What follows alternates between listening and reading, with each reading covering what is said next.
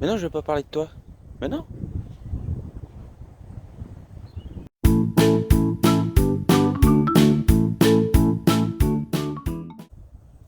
Ah si. Bonjour à tous, je vous retrouve pour une nouvelle vidéo. Alors dans cette vidéo, je vais vous parler de Nino, vraiment de A à Z. Ça va un peu ressembler à la première, mais là je vais vraiment rentrer dans les détails pour bien vous expliquer comment ça s'est passé à la SPA, à la maison, l'adaptation, etc.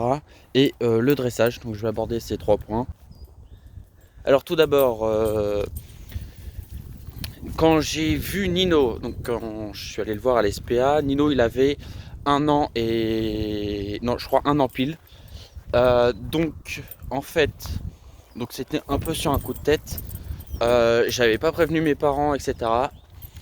Je suis tombé sur Nino, donc je suis allé à la SPA. Alors c'était une première pour moi, première fois que j'allais à la SPA. Donc j'ai demandé comment ça se passait. Les dames très gentilles m'ont expliqué.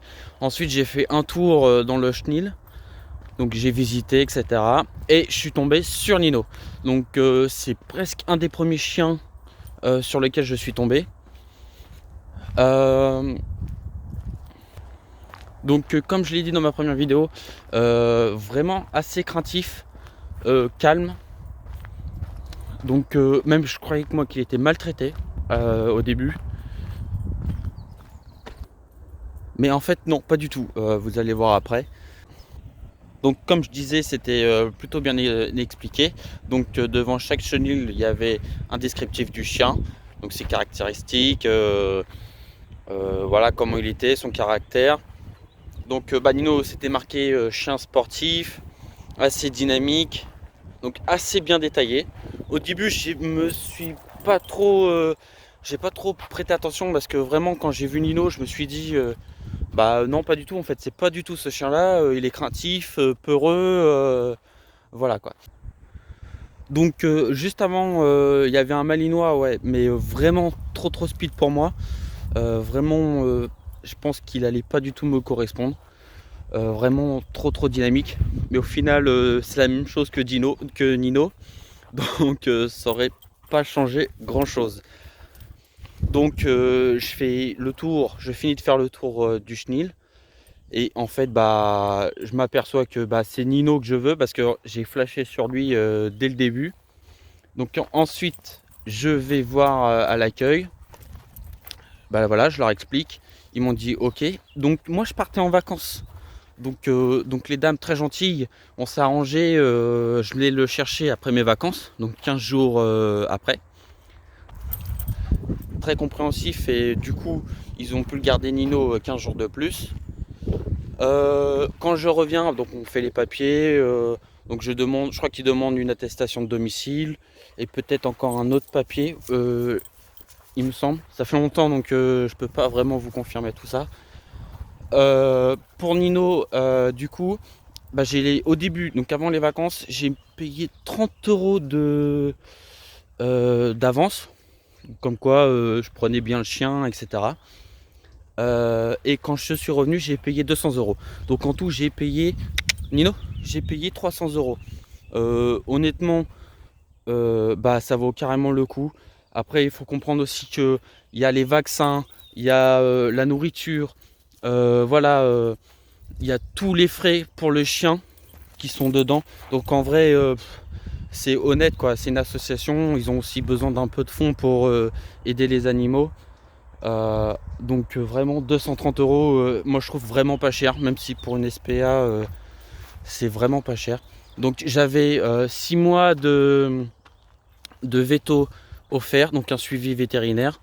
Donc comme je l'ai dit dans ma première vidéo, que j'ai utilisé parce que Nino avec les crottes en fait il a chopé je sais pas un verre, en gros il a chopé la diarrhée tout simplement. Donc honnêtement ouais ça m'a bien aidé, surtout que voilà le traitement en plus c'était pas donné pour le chien. Alors ça y est, je vous retrouve pour la deuxième partie l'adaptation de Nino à la maison. Il s'est vite adapté. Au bout de 3 jours, chien ultra actif, ultra speed, voilà, qui court partout, foufou. Il était propre. Donc sur ça, rien à dire. Son ancien propriétaire qui l'avait abandonné vivait en appartement. Et du coup, il devait le sortir, logique. Nino pour qu'il aille faire ses besoins. Donc ça a pris Nino à être propre. Donc sur ça, j'ai pas eu besoin de faire quoi que ce soit. Il a été abandonné par son ancien maître qui vivait en appartement. Vu que il l'a eu quand il était chaud, je suppose, et vu que c'est un croisé, donc berger allemand bosseron, et vu que c'est un chien haut sur pattes, comme vous voyez, là je suis à sa hauteur, hein, haut sur pattes, avec ses 2 ergots derrière. Voilà, donc chien très grand, assez mince. Vu qu'il est croisé, voilà, il est assez fin de l'arrière. Je me rappelle parce qu'au dressage, on m'avait dit oui, tu le nourris mal. Non, non, c'est même le veto qui me l'a confirmé. C'est parce que c'est un croisé et du coup, sa morphologie est comme ça, quoi. Donc là, on se rend pas trop compte à la caméra, mais vraiment derrière, ouais, ça fait faim, quoi. Donc on se dit ouais, je le nourris pas, quoi. On peut se dire ça, quoi. Mais non, pas du tout. Je nourris bien mon chien.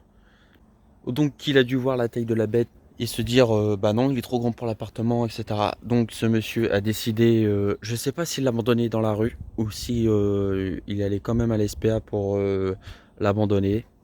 Enfin bon, après c'est tout ce que j'ai à dire sur ça, quoi. Il n'y a rien de spécial. Il s'est vite adapté, donc j'ai pas grand chose à dire dessus, quoi. Ah si, vu que c'est un chien qui a été abandonné, il a peur, mais vraiment peur que moi je l'abandonne à son tour. Donc par exemple, on va faire le test. Je vais vous montrer, bon, hop, là je regarde pas, je vais m'en aller, voilà, il me suit. Clairement, il a vraiment peur que je l'abandonne. Donc il me suit partout. Il demande énormément d'affection, donc câlin, etc.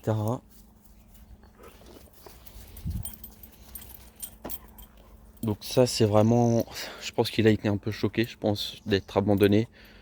Je pensais pas qu'un chien pouvait autant avoir peur d'être abandonné.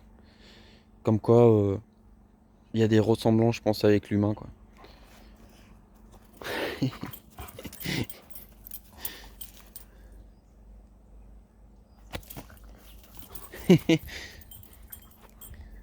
Bon allez, on va passer à la dernière partie. Bon, maintenant le dressage. Perso, bon, j'en ai fait 2 ans. Allez, j'en ai fait 2 ans. Donc voilà, je veux pas faire de la compète. Je veux voilà, juste apprendre les bases à mon chien. Donc j'en ai fait 2 ans. Donc le assis, couché, le rappel, la marche au pied. Et voilà, je crois qu'il me semble. On va dire que c'est suffisant pour dresser un chien. C'est la base. Donc ouais, c'était un peu compliqué au début parce que c'est un chien ultra actif. Avec certains chiens, en plus il est dominant. Donc pas de bol.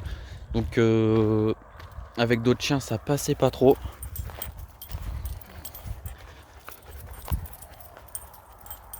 Ça passait pas trop. Du coup c'était dur. Il tirait vachement sur la laisse. Au début c'était compliqué. Bon, il était vraiment jeune.